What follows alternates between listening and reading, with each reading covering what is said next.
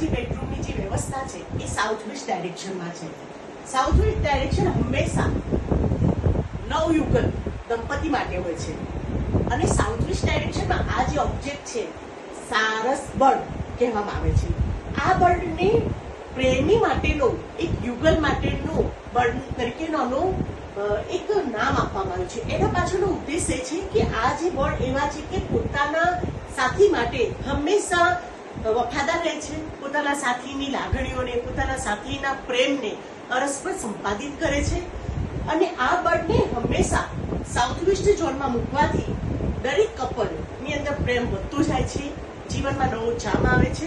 એટલે ખાસ કરીને જેના જીવનની અંદર લગ્નની અંદર કંઈક ને કંઈક એવું લાગતું હોય કે અનબન છે, કે તમારી ફિલિંગ્સ સમજતા નથી, કે એવું લાગે છે ક્યાંક ક્યાંક મિસિંગ થયું છે લવ, તો એવા દરેક વ્યક્તિએ ઘરમાં સાઉથ વેસ્ટ ડાયરેક્શનમાં બેડરૂમની અંદર આ સારસ બર્ડ લગાવવા જોઈએ, મૂકવા જોઈએ.